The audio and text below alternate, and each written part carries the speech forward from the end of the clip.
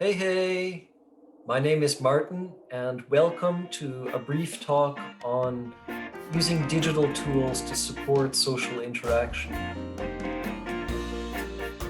So, first, I'll sort of introduce things, then I'll talk about some current digital tools, and then I'll give some ideas about the future. And the goal here is to share some ideas that you might not have heard about and sort of stimulate you.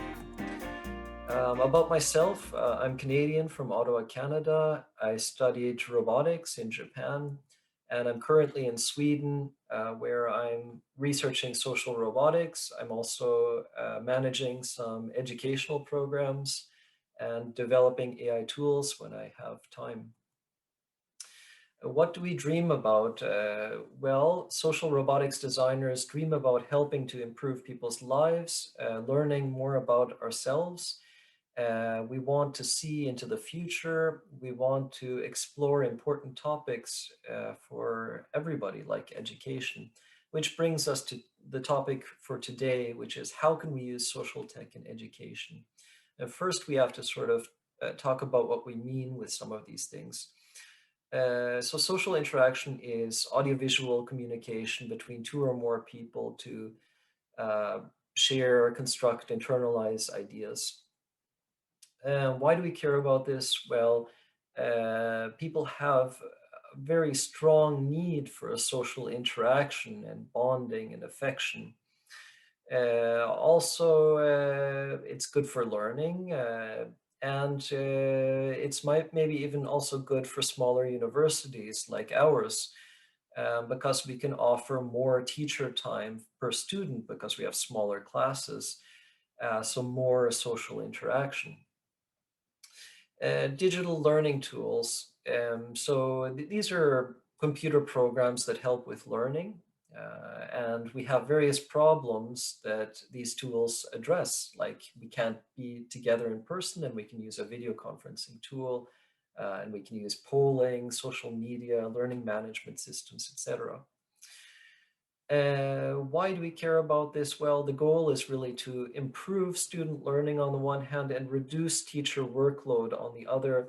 And we can do this by making things asynchronous, flexible for people who have lots of challenges. You know, maybe they can't study during the day, but they can study at night. And it's a little bit interesting to look at this idea of digital tools also as uh, placemaking. We can sort of think of these tools as places where we come together to get aligned, and we want to make these places very welcoming and nice. Group work is a big social challenge. Group work can be very difficult. It can be demotivating, and there's challenges like if we're talking, only one person can talk at one given time. And we know there's these effects from psychology, like the Ringelmann effect, where as a group gets bigger, the individual productivity of the members decreases. And now, looking from this new perspective, we can see that we also maybe have digital problems. Like digital loafing, for example, people who come to group work, but they turn off their camera, turn off their mic, they don't do anything, they're just there. We also have the possibility of digital miscommunication because we're not really used to some of these media. For example, in email, we have uh, only text to look at. We don't see the other person who's writing it. Are they happy? Are they sad? It's a one way to invite misunderstandings.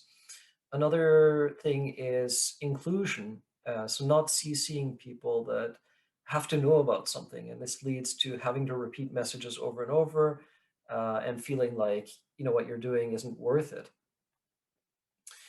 And we have sort of a lot of answers for how we can deal with this type of thing normally. I mean, we can try to make sure that everybody understands their part is important, that others are not going to do it. Don't put much pressure on people. We can use small groups, so interactive windows. This is short discussions or quizzes during the learning. Flipped classrooms, and other things like, for example, open spaces, station learning. Uh, for, from the digital perspective, we can also have good use of digital tools. That's the appropriate information and the appropriate inclusion. Um, what digital learning tools do you use in your teaching? What do you think about when we're talking about this? Uh, we're going to go through a bunch of different kinds of learning tool. First, we start with video conferencing, and there's tons of different softwares that do this. But I also want to think about what are the advantages and disadvantages of what we're doing very often today, video conferencing from home. So you can think about it. My answer is this: that some of, and I've made the social items in bold so that they stand out a little bit. But I think one advantage is we have wider access. We can talk to people all over the world very easily. We can express our role, our interests, our humor. We can spend more time with family if we're working from home. It's easier to see and hear. We can turn off our camera and do the stuff that makes us more efficient. We can stand up and stretch and all this stuff that usually you can't do in a physical meeting. Disadvantages, if students turn off their mics and cameras, you get less feedback. Are they engaged? Are they confused? Who knows? There's many examples on the internet, if you Google it, about embarrassing mishaps if people forget to turn off their cameras. You can't touch people. I don't usually touch people much anyway in physical meetings. It's hard to do very simple things like going around a table and getting every person to introduce themselves. I found in Zoom, I find the order goes crazy. Everybody has a different order when they're looking at it, and names are being thrown here and there. Of course, there's new possibilities for hacking, etc. And there's lots of new possibilities for new experiences too. So my wife, every week or so, she exercises online with her friends through Zoom, who are in totally different countries. We have apps that will also make you presentable for work. If you don't have makeup, if you do that, or your work clothes, you can be in pajamas, your hair isn't done. The app will actually do all that for you. And I've used virtual graduation gowns for our online graduation ceremony. Some other tips about how to do some of this stuff if you haven't tried it yet. One thing that almost everybody starts with is doing stuff with backgrounds. Well, in Zoom, it's incredibly easy. You just press on the button to add a background. Teams was a little bit more difficult. You have to take a picture and put it into this folder. Uh, Videos are interesting as backgrounds. They can be a bit distracting, but also interesting. And on Windows, it's very easy to record a video with the commands you see. You can also download videos from YouTube with VLC.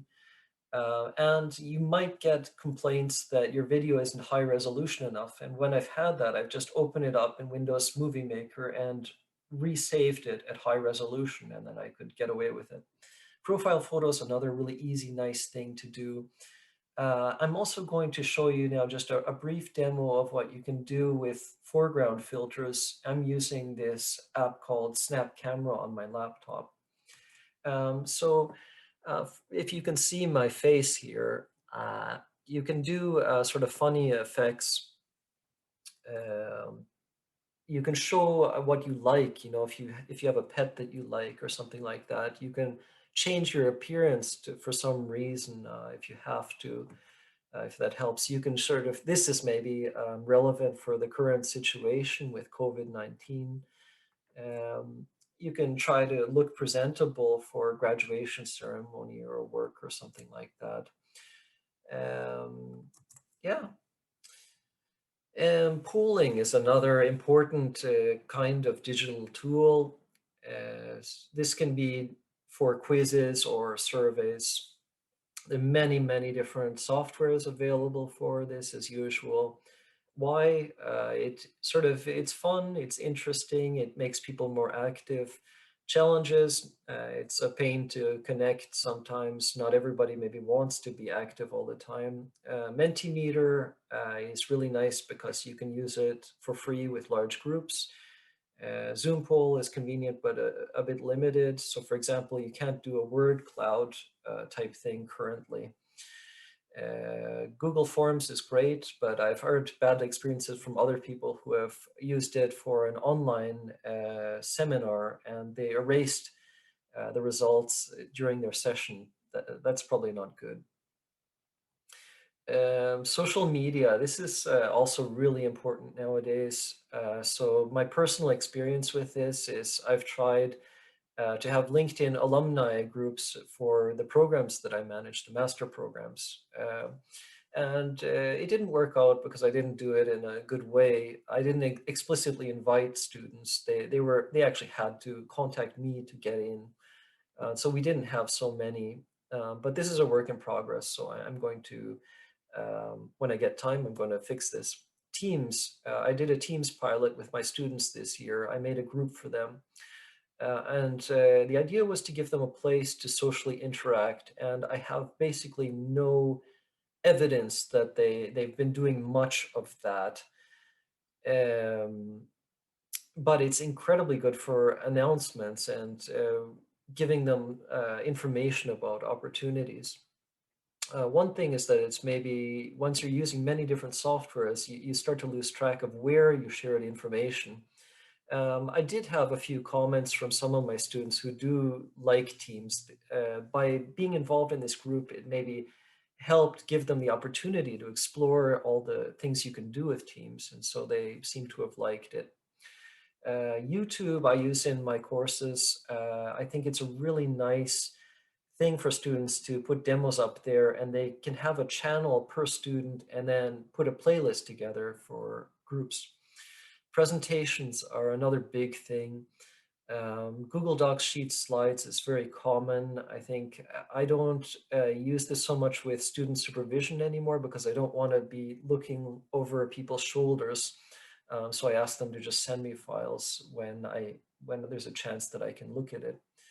Overleaf and share LaTeX, if people like LaTeX, it's good, but I remember there was a limit of only having 2 people simultaneously for the for the free version. PowerPoint and Prezi can actually be shared, but I've never even tried it. Prezi, if you haven't used it before, it's basically the same as PowerPoint, but you're zooming in and out all the time, which can make you dizzy if you get dizzy easily. Um, Grammarly, we've just renewed a pilot for this. It offers suggestions for how you can improve your English. I think it's very good for our students because we have a lot of international students. Um, Visual brainstorming. Jamboard is, I think, pretty easy to use and free and straightforward. Mural, there's a 30-day trial.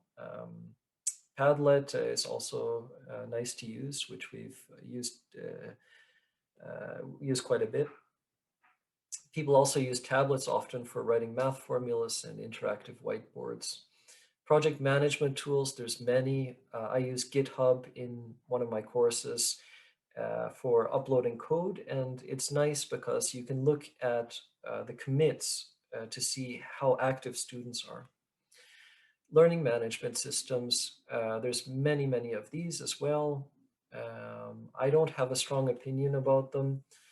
Um, some people really do love or hate some of them rather than others. Some of them are open source. One experience I can mention is that these tools are never perfect. They're always changing. So for my main course, if I try to edit the main table in my Blackboard page, then the first button after you right click is the delete button. And one of my teachers in my course, I have 8 teachers, has actually deleted that main table by doing that. So things aren't perfect. Opportunities, but still work in progress. So for sort of our traditional style of teaching, one-on-one learning is really good. We know that, but we don't have enough human teachers usually to do that. Humans also can get tired, sick, angry, and it's hard to keep track of everything that's going on nowadays. So this is actually somewhere where AI and robots will be really useful because we can produce as many as we want. We just copy some software maybe. They don't have to sleep or whatever. And they can sense stuff that humans can't. So we can give robots sensors like thermal sensors or whatever to measure heart rate and breathing, see how engaged students are. Um, for computer programs versus robots, computer screens are not terribly exciting often. And often each software will have a different interface, which makes it really confusing. But robots are very engaging. They can poke us if they have to, and they can put everything together in a familiar interface because we're used to dealing with humans. So we can deal easily maybe with human-like robots. So this brings us to AI and robots. What educational tasks could we use AI and robots for, do you think?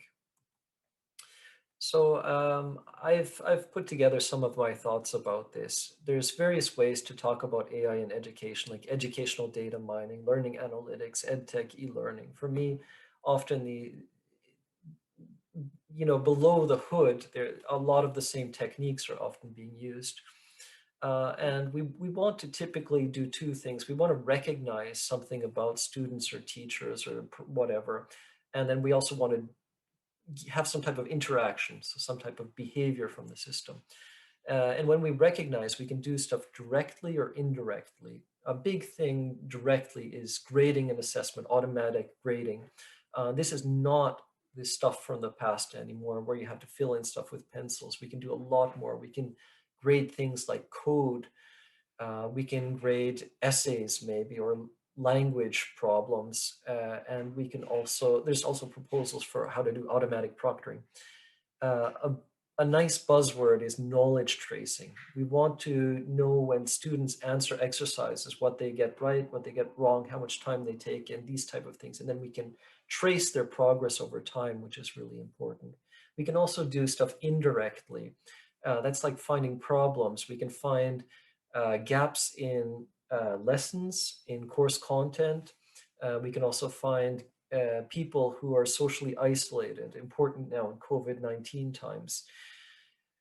We can look at social and cognitive cues, emotions like engagement, also how skilled students are by looking at their gaze, for example. When they're looking at a math problem or at playing the piano, where do they look? The gaze reveals a lot. AI in education, behavior and interaction. So what can we do? Well, we can generate content for students, learning content. We can web scrape, for example. We can have automated interactions. If we have really lots of students who are asking the same questions, we can use chatbots to answer. So Jill Watson was a nice recent example of this in the United States, where some of the students didn't even realize they were talking with an agent rather than a human. Recommendations, another really big thing. What courses should you take? Programs should you take? What group members should you work with? Or teachers would be good to supervise you? An interesting example of this was also these sociometric badges, physical badges you could wear that were designed at MIT. And you could just answer like a quiz about how you feel about different things. And when you go up to a person, the badge will light up with different colors showing you how matched you are with that other person. So you can find people with similar preferences and ideas. How can we do this type of thing? There's many different ways. Personalization is really important. It's one of the directions for the future. Gamification is also interesting. So for example, there's this example of this XP altcoin where if you do really well on a test in school, you get points and you could buy yourself maybe a candy or something in real life. Teleconferencing, a few different examples of stuff that people are doing already. One person has automated themselves in meetings because they don't often really participate so much. So they set up an automated version of themselves where they can just click to say a few things. Portal hologram. This is sort of an idea of having a dedicated screen in your home that could show like other people, remote people. Deep fake. This is an example from our Christmas party.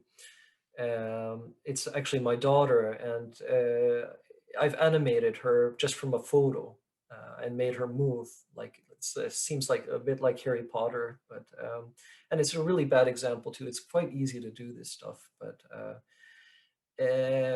VR and AR, virtual reality, augmented reality is very important. People are using it for dating, even TV shows about that, job interviews, and haptic suits let you get a richer experience. Robotics in education. Robots can be used in various different ways. So as a learning material for engineering students, they can put together robots together. It's also good for remote attendance for children who are sick or something like that. Um, Not just children, of course. One-to-one tutoring, again, one-to-one tutoring can be quite beneficial. And then we also have robots that act as like a teaching assistant or class companion, like a mascot. And these includes teachable agents. So the robot will ask you, can you teach me how to do this? Um, Ethics. There's a lot of ethics when we talk about new technologies. So, for example, Cathy O'Neill's idea of weapons of math destruction. These are AI systems that are opaque, damaging, and too easily deployable at big scales. Some people think that when we have AI, this will remove human biases, but unfortunately, there's various ways where human biases can creep in, like the data that we choose to train systems with. Accountability can be a difficult question when you have very complicated AI systems. This is like in the example of a computer program that bought drugs on the dark web. The developers were not held accountable because the program was so complicated. The program basically, they weren't able to fully dictate what it would do. So they weren't fully accountable. Lying and obtrusiveness, we can actually get students maybe to improve their learning by not being fully honest with them, by having different views for the student and the teacher, by telling them you're doing really good when they're actually not doing that good. Relationship quality. If students are dealing more with social agents, are these fake relationships? Are they damaging? Are online relationships in general not as rich as normal traditional relationships? So I mentioned that I've also been making some AI tools at my university. One of them was I used a robot as a teaching assistant in one of my courses. In this video at the top left, it's showing some stuff on its tiny little screen.